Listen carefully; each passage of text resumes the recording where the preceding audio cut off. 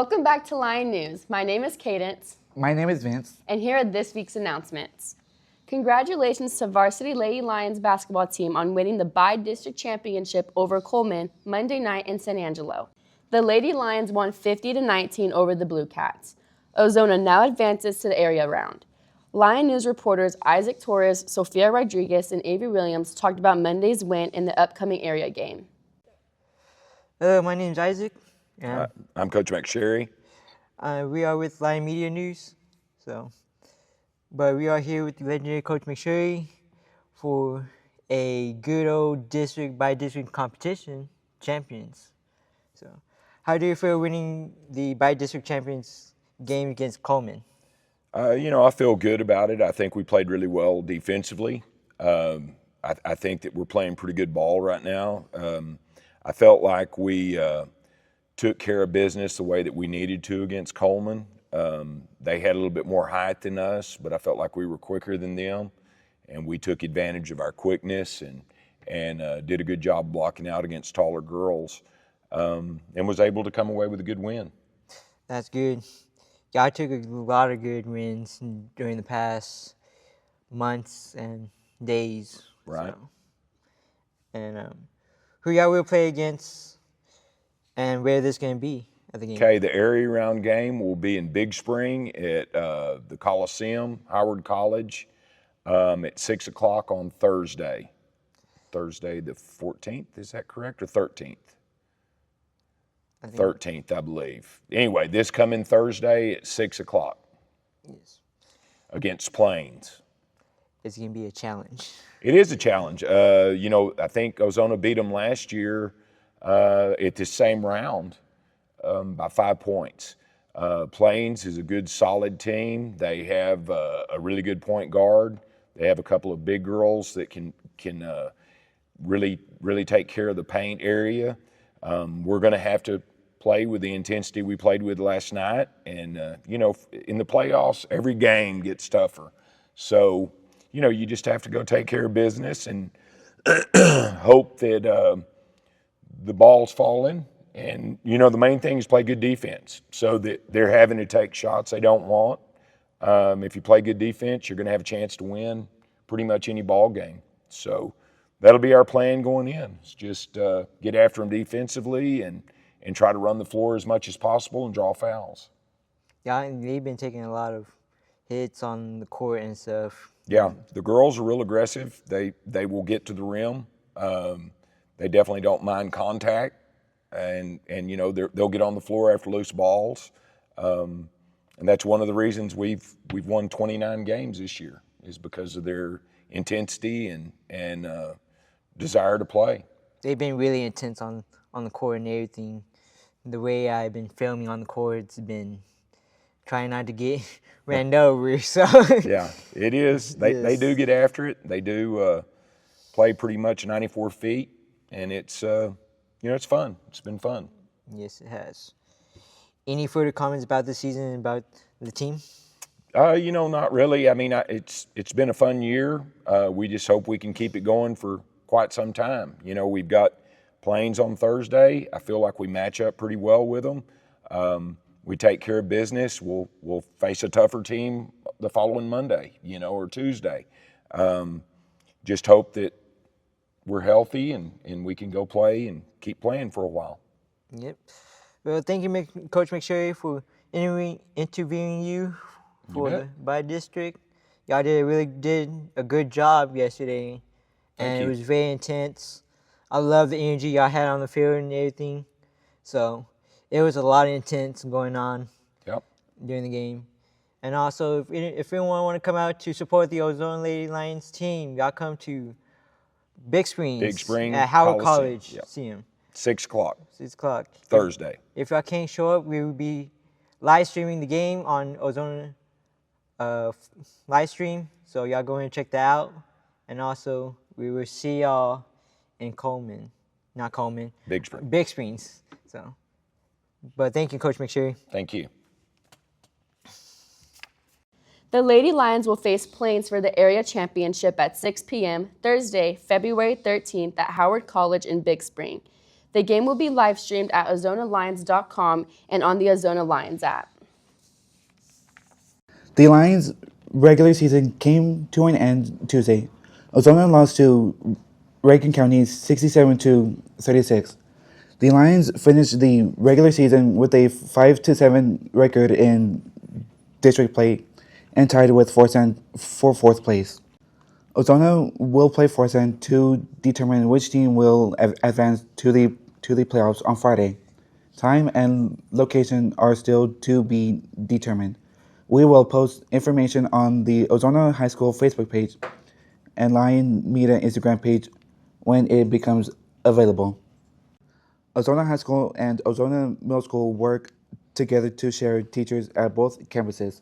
Lion News reporters Olivia Leverett, Sierra Morales, Malachi Rodriguez, and Madison Alberts talked to OHS art teacher Ann Fowler and band director Vincent Del Vecchio about teaching at both schools.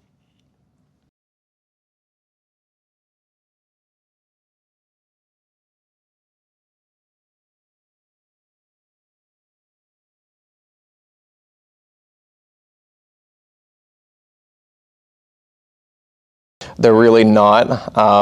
Just the level that students are at is going to change. So I teach from whatever level I've got to teach from. Sixth graders obviously have to learn how to hold their instruments, how to make good tones and everything. I teach them all the same things, just at different levels.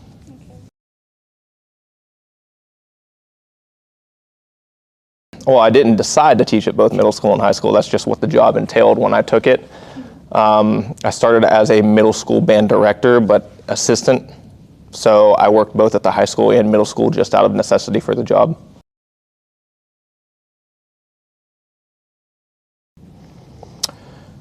Pros and cons. I'd say the pro of teaching at both campuses, I get a lot of experience. I think teaching both middle school and high school has really just made me a better teacher.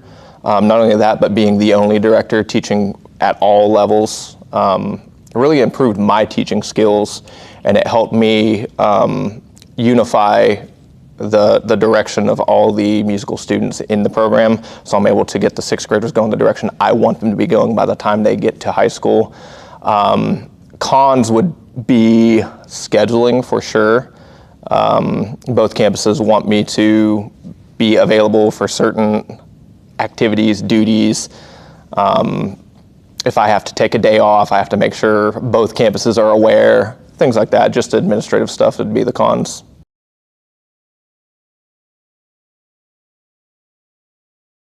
So if they're not ready, I'm not doing my job.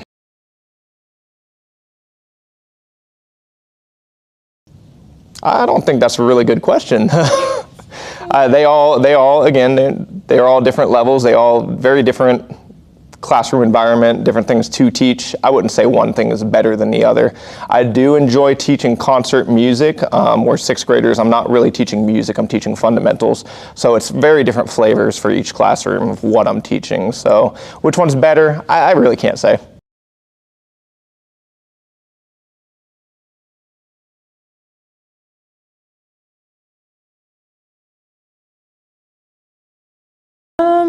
You can do basically sort of the same lesson, but the middle school, they have more enthusiasm, they have more movement going on. So it's good to incorporate some more movement probably than I do in the high school. Different teaching styles, let's see. You have to have more rules in middle school too than high school. High school, y'all kind of got it down a little bit more, but.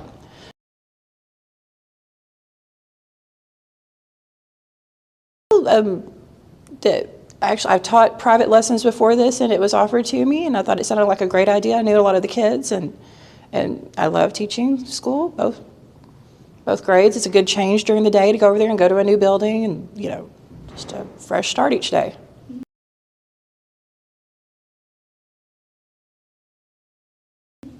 The enthusiasm of the middle school. Sometimes they have a little much, and yeah, but let's see, pros. I don't know, it's great over here at the high school. Most of, cons, y'all have different problems. Y'all have more serious problems probably at the high school than the middle school. The middle school, they're still kind of, don't touch me. You have to say that a lot. Don't touch each other, don't touch each other. So so I guess that's the pros and cons. Just different problems, different atmosphere.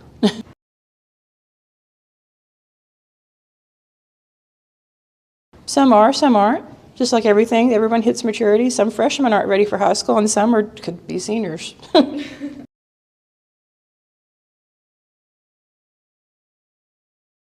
You know, I like you guys. I like high school the best, but the middle school, like I said, they're fun. They're adorable.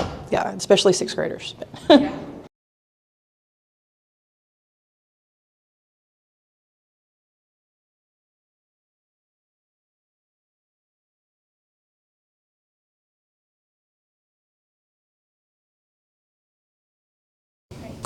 Well, it's very common in a small school district for a 2A district to share staff, especially coaches, but it's a common practice for teachers to be on multiple campuses.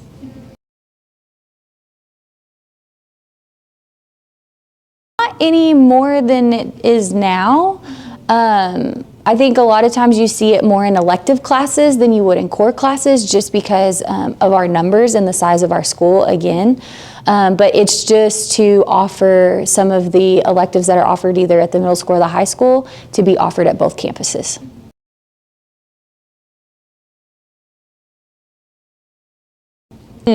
So typically what that looks like is it's called the master schedule. And we always usually start with athletics and band, and we put things where we know they can't move or we can't touch. So we start there, and then we just start plugging in and building schedules. Typically, counselors and principals get together, and we start that probably late spring and have it finalized by the end of the school year for the following school year.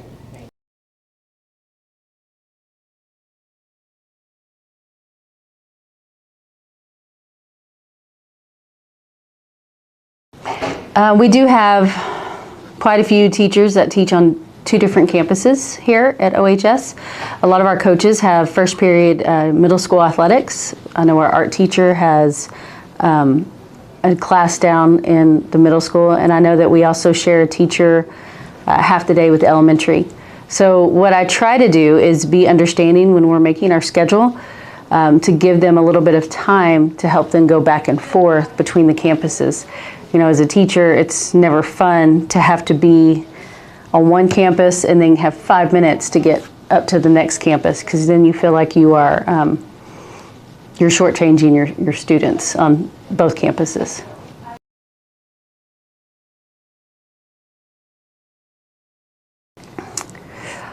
A lot of the professional development opportunities they have are geared towards either elementary or secondary. So majority of our teachers and coaches we share with the middle school. So their professional development would also go to middle school. It's considered secondary. So.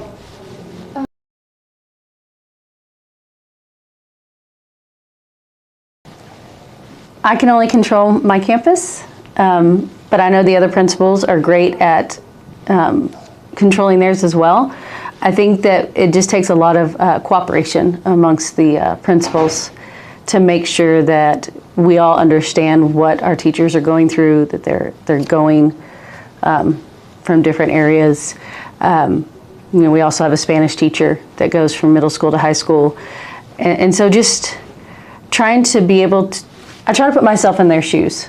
Like, what are they going through? How many different sections of classes do they have? How many different number of kids do they have? And really try to think about when I make decisions for the whole campus, including them in those decisions.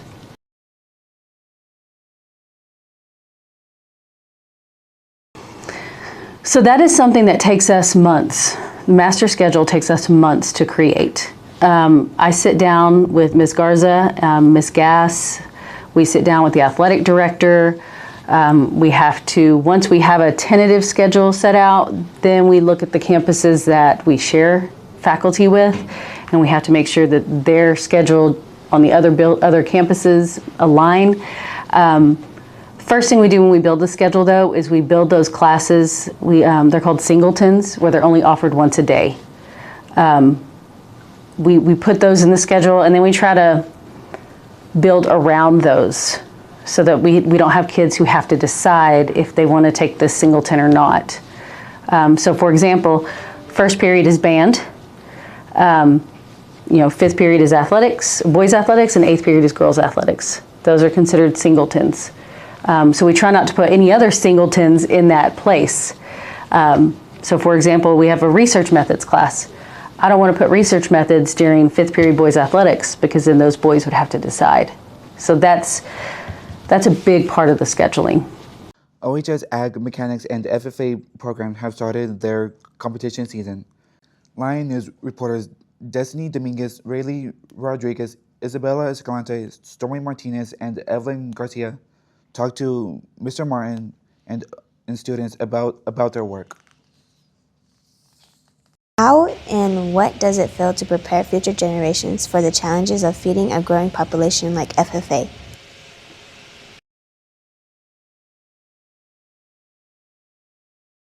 Our goals this year for our LDE contest, as always, try to get somebody to the area level of contest, and then of course it'd be awesome to get back to the state round.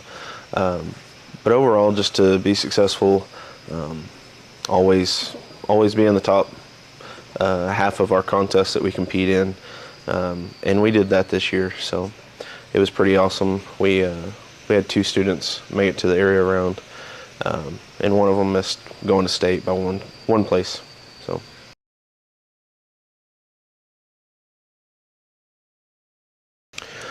this year, I would say probably our biggest challenges were to get kids to practice. It's always a difficult time to get kids here. Everybody does everything, and so finding the best time that works for practices, that'd probably be the biggest challenge I think we faced this year.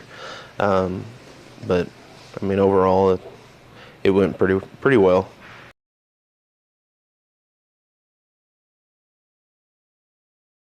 Like I said, we had 2 students go to the area round, and so I would say it was fairly successful. It's always a great feeling when we get to the area round and have success there in our placings, and so I would say it was a pretty good season.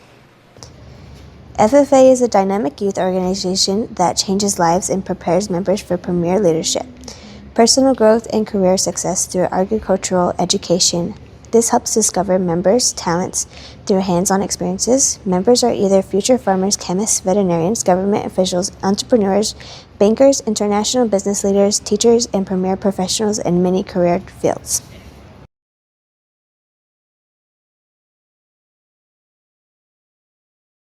My role in FFA is to keep accurate accounts of our transactions and receipts for the FFA.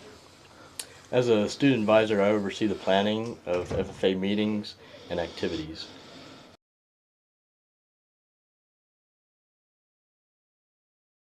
Well, for FFA, we travel all over Texas, and along the way you meet friends, and they eventually become family because you spend so much time with them. Yeah, there's a lot of friendships that you make in FFA, and you ultimately feel like a family.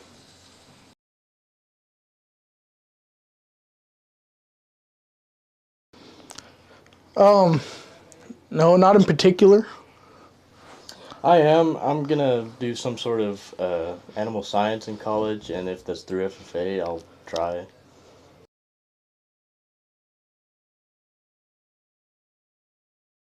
Whenever Miss Kay told me that there was a Spanish Creed,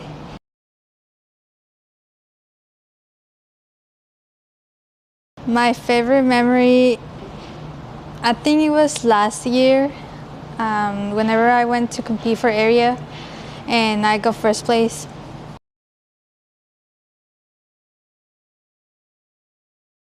I think going for nationals to compete Spanish Creed, that was my dream, and I made it.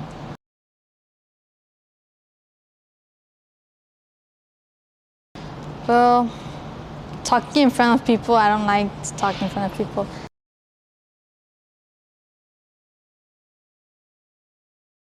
I feel confident now. My first year was kind of hard, and I don't know, it's just scary.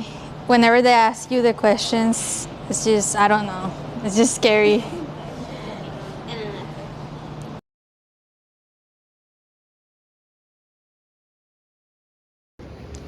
Overall, FFA is a real-world experience to help you in the future, which is why we believe makes it so intriguing. So we're talking about LDEs, right? Yeah.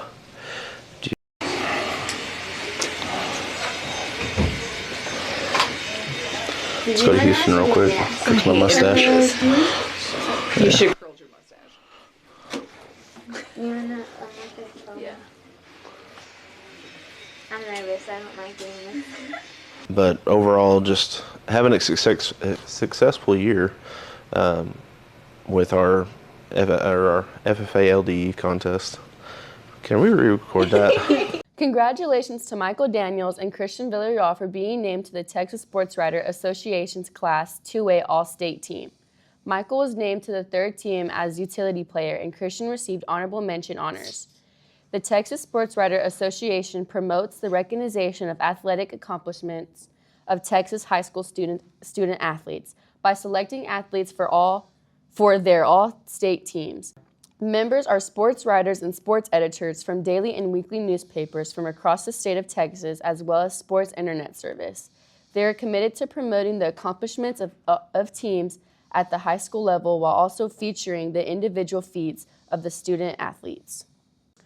OHS would like to say a special thank you to Sonora Bank for purchasing 15 new TI-84 Plus CE calculators for our math classes. Congratulations to Avery Davidson, Jocelyn Ayala, Grace Upham, Ali Morris, and Emily Schaefer for being selected for the first STAMP program. These girls will embark on a fully funded 2-week trip to Europe this summer. They will represent Ozona High School with other students from across the United States. That first STAMP is a non-for-profit organization that provides fully funded global travel experiences to high school girls from rural areas of the U.S. Their mission, bringing the world closer together by providing girls with experiences in another place and culture, while raising their sights about how they might fit into both their community and the greater world. For more information, visit firststamp.org. The OHS Lady Lions softball team will compete in the Big Lake Tournament Thursday, Friday, and Saturday. Good luck, Lady Lions. The OHS Lions golf team will compete in Fort Stockton Friday and Saturday. Good luck, Lions and Lady Lions. Ozona Middle School will host a Ozona Middle School will host a Valentine's dance from 7 to 10 p.m. Friday, February 14th in the OMS cafeteria. Cost is $1 entry and $5 for digital photos. A concession stand will be available. The event is hosted by the NJHS and OMS PTO. Ozona Bank is hosting a blood drive on Thursday, February 20th from 11 a.m. to 2:15 p.m. in front of the bank. Anyone interested in donating can call 877-258-4825. Crockett County Schools will have a teacher workday student holiday Friday, February 14th. All schools will be closed for students and staff on Monday, February 17th for the President's Day holiday. Congratulations to the OHS Students of the Month, Gabriel Fullingham, Monica Salazar, Mara Kremelgi, and Jacqueline Hernandez. And congratulations to the February OHS Staff Member of the Month, Ms. Becky Ibarra, and OHS Staff Teacher of the Month, Ms. Tiffany Esparza. Also, congratulations to the January Staff Member of the Month, Ms. Ellie Tijerina, and OHS Teacher of the Month, Ms. Vanessa Gutierrez. That's all for this week's Lion News. Remember, Every step, Lion pride.